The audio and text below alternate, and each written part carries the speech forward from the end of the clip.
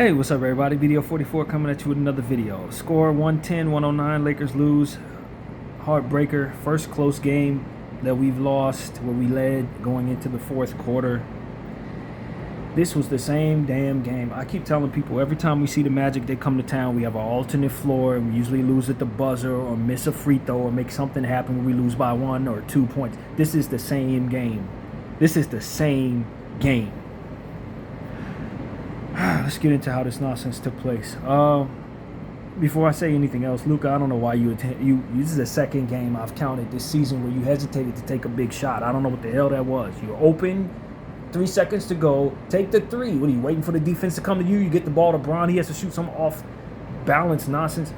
I don't know what that is. You're a superstar of the highest order, but this is I've counted 2 times where you've been afraid to take the big shot. It's 2. Anyway, man, this is not a heartbreaker. This is a piss you offer right here. This don't make no damn sense. I don't even know what the hell we were doing in the last play. I don't know why we had such trouble offensive rebounding the ball. We had some terrible offensive rebounding issues. AB, you got to give him credit. Anthony Black with the big offensive rebound. Wendell Carter put back. There's a lot of stuff that happened down there, man. Rui Hachimura missed air ball on a clutch 3-point shot. I don't know what the hell that was. There's a lot going on out there, man. It wasn't good. First quarter, Magic 25, Lakers 33. Second quarter, Magic 28, Lakers 23. Third quarter, Lakers 24, Magic 26. Fourth quarter, Lakers 29, Magic 31, and the win for the Magic.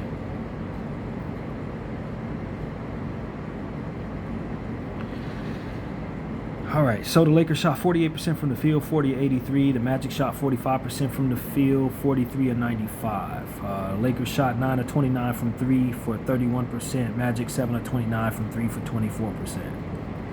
Lakers 20-28 from the line, 71%. Magic 17-23, 74%. Magic had 48 rebounds, Lakers 39. Magic had 13 offensive boards, Lakers 7. 26 assists for Orlando, 24 for the Lakers, 7 steals for the Magic, 6 for the Lakers, 5 blocks for the Magic, 9 for the Lakers. 12 turnovers for the Lakers, 4 points conceded off of those, 11 turnovers for the Magic, 14 points off of those, 8 fast break points for Orlando, 5 for LA. 58 points in the paint for Orlando, 50 for LA. 5 was a large lead of the game for the Magic. They only led 10% of the damn time, LA. We had a 12-point lead that we blew and led 80% of the time and still lose.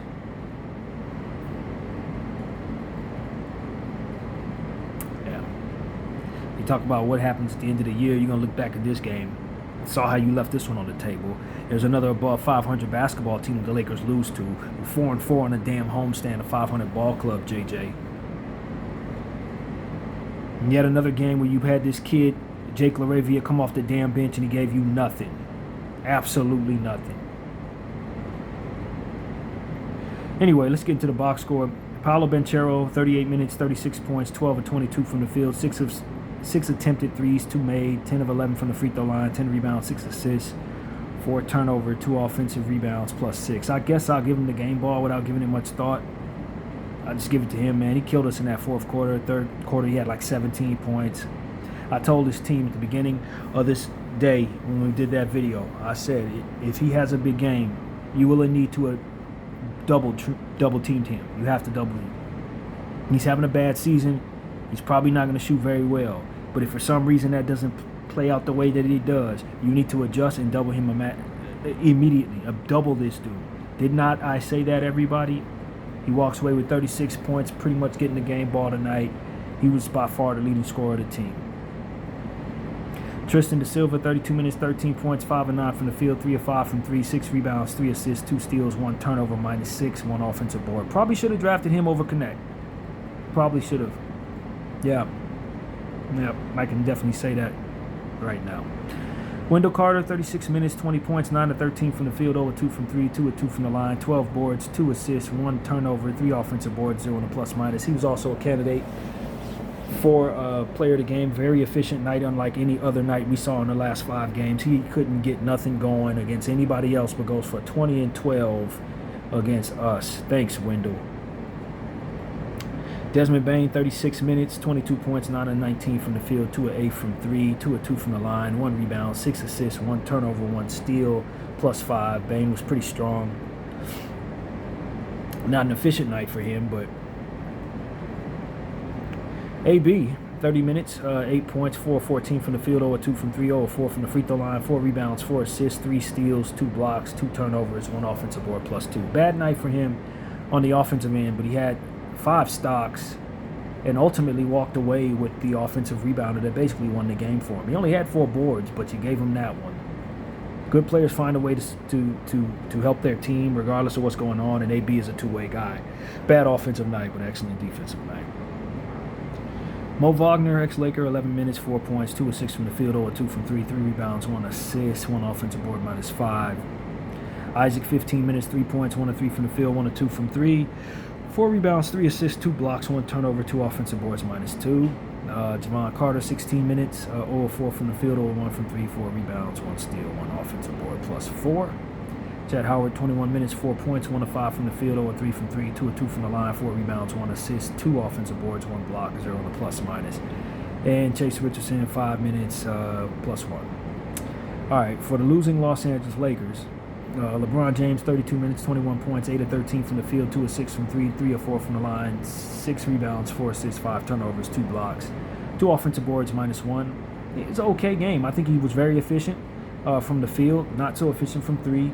5 turnovers is trash. 2 blocks is pretty good. So it's okay. You know, it's not amazing, but he wasn't terrible. He missed a game-winning shot, but again, that was not exactly a rhythm shot. I don't really know what that play was. It wasn't very good. We ran it poorly, but Luka had the open look and just didn't take it.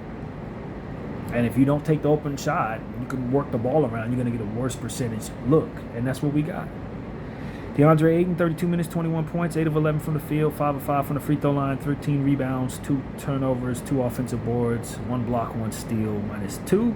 This is his best game in like a month, but I thought in the second half he wasn't quite as strong as we needed him to be on the glass. You know, he got out-rebounded by some shorter people. That was kind of tough, but this is probably one of his better games for certain scoring the ball in a while, so I'd say this is a good game. Marcus Smart, 23 minutes, 3 points, 1 of 2 from the field, 1 of 2 from the free throw line, 1 rebound, 1 assist, 1 steal, 1 block, +8. Not a whole lot of production there for Marcus. You'd expect more from Marcus Smart. This is not enough. Not enough. Luka Doncic, 38 minutes, 22 points, 8 of 24 from the field, 2 of 10 from the 3, 4 of 9 from the free throw line, 9 rebounds, 15 assists, 2 turnovers, 1 block, 1 offensive rebound, +1. So in the categories that we care about when it comes to Luka, 8 of 24, it's terrible field goal percentage, but 2 of 10 from 3 is awful. 4 of 9 from the free throw line is awful. 2 turnovers is solid. So 1 of 3 there. 15 assists is excellent. The inefficiency hurt us bad, but he did have some serious defensive players on him all night long, so you expected the efficiency to come down quite a bit, and given that he only had 2 turnovers, I say that's pretty impressive. So yeah, this is not the greatest night, but it overall balanced it out to be an okay night. But the 2 of 10 from 3, not attempting to take the final shot, it crushed his basketball team. If the big player doesn't take the big shot, you don't get the big win. Period. Luka needs to own this. He's why we lost the game tonight, because he didn't take the big shot. You can take all the other shots, but if you're gonna hesitate, pump fake when you're wide open from 3 with 3 seconds to go, your team's gonna lose, bro. So yeah, this is on him. I know there are a lot of components and reasons why games go a certain way. We had a lot of things go wrong. People didn't show up, things like that. But Luka is the star. Luka's the guy who's gonna get the big funds. Luka's the guy who we're going forward with. And if he's afraid to take the big shots, we won't win anything. And so I'm putting this all on his shoulders. I'm putting it all on him. And that's what it's about. If you're going to be the star of the Lakers, you got to take the big shot. You can't be afraid to take the shot, man. Period. Austin Reeves, 35 minutes, 18 points, 6 of 16 from the field, 2 of 5 from 3. Hit all 4 of his free throws, 2 rebounds, 3 assists, 2 turnovers, 1 steal, 2 blocks, -4. Bad first half, good second half. I thought he was really helpful in the second half, man. 18 points, all of them came in the second half. He didn't score in the first half. The stocks are good. Need more assists, need more boards. Again, he had fantastic defensive players on him, so given he only had 2 turnovers with that type of defense on him was really key. But ultimately, the inefficiency in the first half, we couldn't really overcome it. If he gave us the same production in the first half that he would have ultimately come up with in the second half, we win by a lot of points. But because he was bad in the first half, we had so much of a struggle.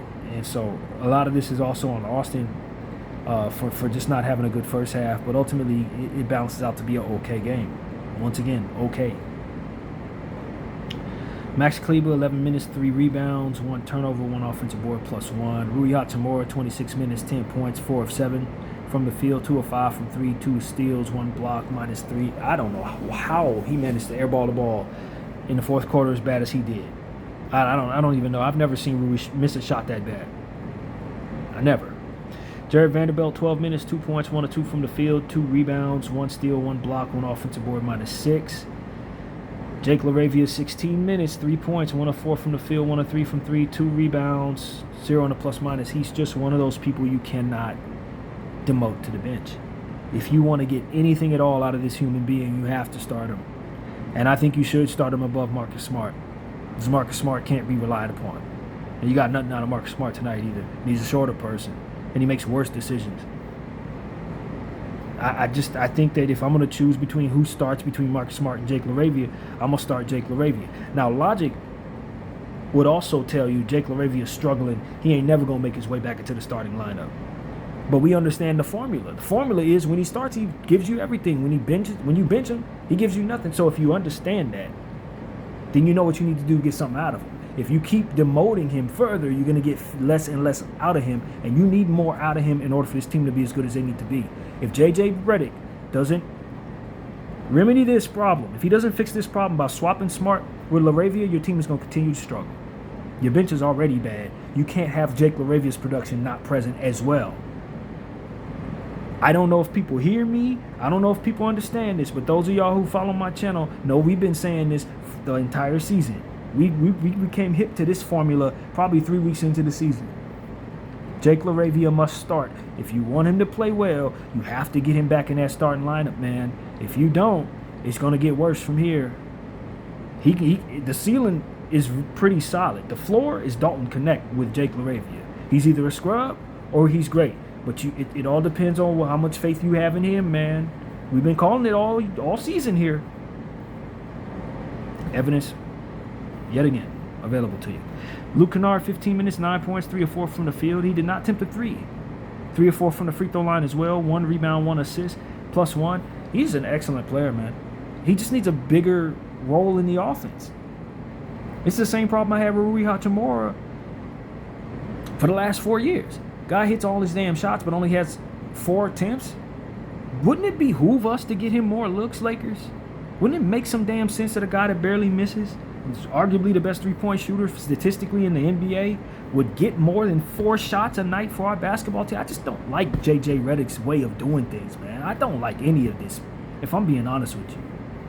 I just got a problem with everything, all of the whole thing, everything he's looking at, every way he uses this roster. I just have a problem with a good portion of it, man. I don't like none of this. None of this any good, bro. And I'll tell the Lakers organization something. We need to get better at identifying the opponent we're going up against and whether or not it makes sense to bring up some guys that we're using in the G League for that specific opponent. Because tonight, you needed Adu Thiro's athleticism, physicality, strength, size, defensive prowess, offensive rebounding. You needed all of the stuff that Adu Thiro brings to the table. This is a night where you give him about 15, 20 minutes, man.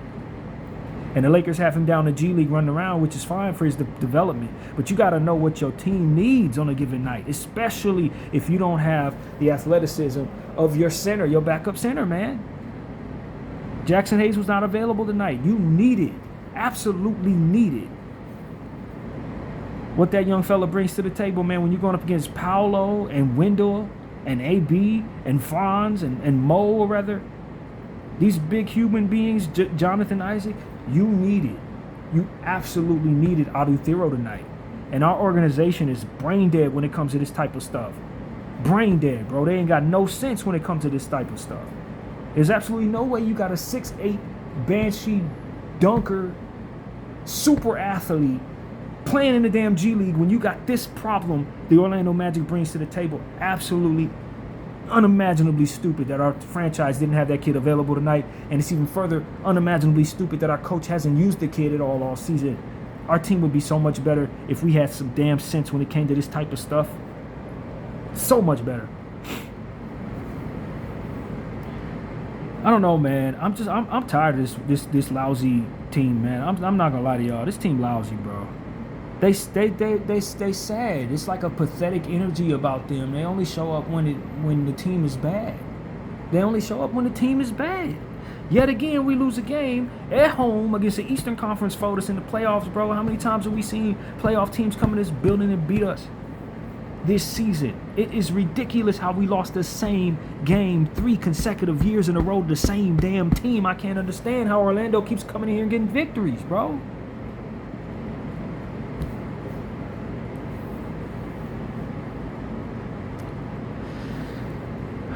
Franz Wagner ain't even available. If he was out there, you'd have lost by 30. If he would have played well, I mean, this is sad, bro. This is sad. This combination of LeBron James, Austin Reeves, and Luka Doncic is not it, man. I'm sorry, bro. I'm sorry, y'all. I really like our guys, but this combination ain't it. It's just not. It don't seamlessly fit with the rest of the stuff on our roster, and our coach ain't pushing the right buttons to put the crap on the floor that ultimately help them dudes, man. You got too many problems going on at one time, man. If you're going to have that trio that doesn't seamlessly fit, you got to have people that know how to put the stuff on the floor that helps them. And JJ is not that human being, bro. He's not. There's another game where I look at JJ and say, you just did not, you didn't do right, man. If we would have had a coach that I think would have used this roster correctly, you win this basketball game by 15 points, bro. Orlando's not that great of a basketball team. They shot, 20% from behind arc or something like that, 24% from behind arc tonight. They're not that good of a team, man. They're missing their second best player. Half of their players underdeveloped. You got players who struggled in all these other games come in and blow you out, play great against us. They had like multiple players on their team that have come into this basketball game having struggled the whole road trip. It's the final game of the road trip where you would expect the team to be tired. They down by 12 at one point in this game and still managed to win the game with all those players who had struggled through the road trip having their best game of the road trip. I mean, it's just like, yo, bro, I'm not feeling none of this, y'all. I'm just being honest with you. I'm not feeling none of this. This Laker team, they ain't good enough. They ain't good enough, and my enthusiasm for them and my belief in them is waning by the game, bro. It's waning by the game. I'm getting less and less excited about Laker games the more and more this team continues to run around. We just got some sad players, man. I can't stress it enough. People that just only show up once in a while, man.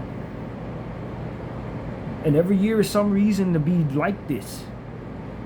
Some reason, whether it be the coach, whether it be some player that's on the roster that ain't got no business being there. I'm sick of this, man. Y'all gotta understand what I'm saying to you. This is lousy. OKC first place 45-14, second place San Antonio 41-16, third place Houston 35-21, fourth place Denver 36-22, fifth place Minnesota 36-23, sixth place LA 34-23, seventh place Phoenix 33-26, eighth place Golden State 30-28, ninth place Portland 28-31, 10th place Clippers 27-30. Memphis behind them, way behind them, 21-35. Good enough to make the playoffs, not good enough to actually get out of the first round. That's what this roster is, man. And for me, it just becomes a situation where it's like, that's never really worth it. If you know you can't win and you also know you're not good enough to get a lottery pick, that is the worst place to be. That no man's land zone, that's really a spot I don't think you should hover in as a franchise for longer than 2 years straight. If you're in that space and you can't get out of that space, you should probably do some overhauling, moving some stuff around. Get bad enough so that when you have a lottery pick, it could be a great player to change life for you, or be good enough to where if you're in the mix, you at least feel like you can get it to the second or third round. That should be it. If you expect to be out in the first round, don't do that for too long, man. It's no place to be. And eventually that's gonna nosedive to you being bad. Teams like that don't get that much better. They get worse. 2-game losing streak against 2 Eastern Conference playoff foes. Came into our building, made us eat dirt.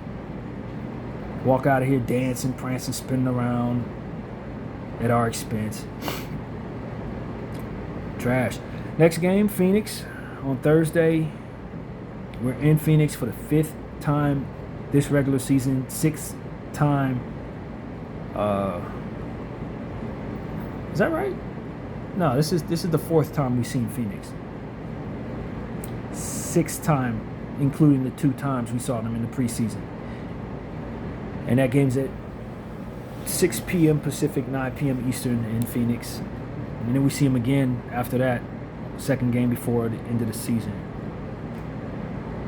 Hopefully we can find a way to get a victory. Jalen Green is back. Booker's gone. I think Goody's hurt. Dylan Brooks broke his hand. He out for the season. Highsmith hurt. Cole Anthony's got an injury, not injury related. He's out. He was a game time decision, maybe. That's what that says.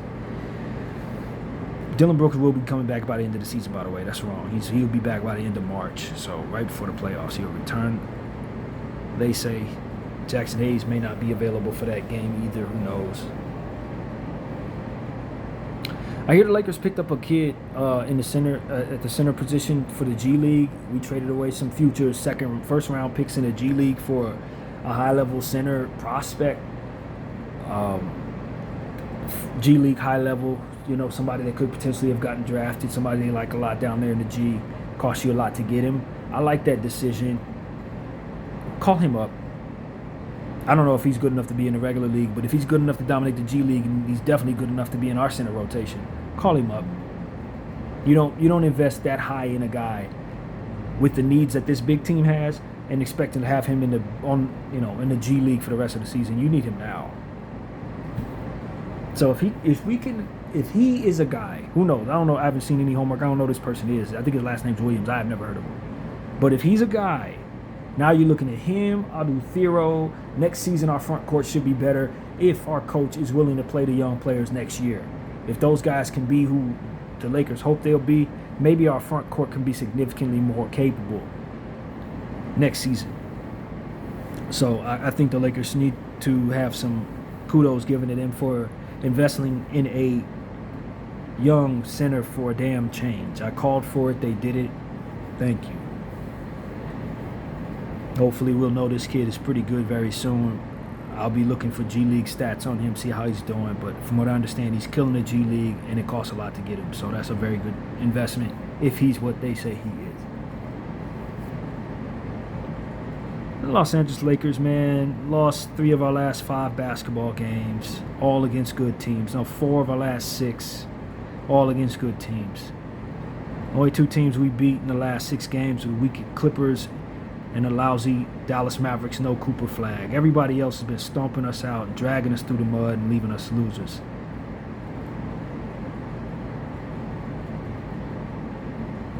Still find a way somehow to be in 6th place. I don't know how the hell we're there, but we're there. And we got a game against the Phoenix Suns, of whom we just can't seem to stop playing. Phoenix Suns seen more than anybody else in the last 3 years. Seen them like 17 times, something crazy like that. So, yeah, we'll see them again, man. I don't know, man. I'm worn out. And it ain't just this season. It's years and years of this. Salute to Kobe Minute. Years and years of this, man. Every year for like the last 5 years, the team has worn my patience down to where it is right now. Just consecutive, irritating seasons. Irritating stuff. Year after year. And we're not bad enough to where we're getting some awesome player. You know what I mean? You're not going to get some awesome player in the draft. You're just not. You're not bad enough to be that. But you're not good enough to actually get out of the first round, so you're just stuck. And that's kind of been the story for the last 4 years, 5 years. Denver knock us out every year. If it's not Denver, then we run into a Minnesota team where our coach is doing wacky stuff that doesn't give you an absolute chance. Get stomped out by a team. You should at least win 2 games against Minnesota. He didn't. Playing players we ain't got no business playing. Russell Westbrook, Taurean Prince, Cardi G. One-way players can barely help you on the one end of the floor and the other. Lousy centers just barely show up. I don't know, bro. I don't know. We're just gonna keep pushing through this season, man. We got like 30 games of this left, man. We're gonna push through. We're gonna keep consistent. We're gonna do what we gotta do. We're gonna keep reading off the stats. But I'm telling y'all, man, this team, this franchise for the last 5 years has just been kind of just lackluster, man. And I'm not trying to be one of many voices that's saying we need to get rid of certain people and all this and that, because I know anytime you turn on the Lakers, people saying fire Rob Pelinka, fire this person, waive that person, move on. I get it. I'm another voice doing the same thing. But, I mean, it's not like I see it much different, bro. I'm just sick of not being good enough to actually compete for a championship, but not bad enough to see the best talent come into my rotation. That's really what it is, man. If we were in Washington or something like that, let's say we were a bad team like the Kings, I would hate night to night a lot. But then I would have some conversation about some young prospect. Oh, look what Darren Peterson's doing. We need to pay attention to what Boozer's doing. You know, what if we get this guy? We would have conversations that would center around the excitement of what our rebuild looks like if we focus on certain talent. We'd be talking about different things that make this team better. When your team is in this space we're in, it's just, are they going to show up tonight? No? All right. We'll lose. Oh, do we have a bad team coming up? Oh, we know we're going to strike. It's going to be a nice night. It's that type of thing. And that is just like, for a fan that's been to the finals 7 times, 5 NBA championships since I've been a fan, that is hell, man. That's absolute hell. BDO 44. I thank you all for watching. I'm out.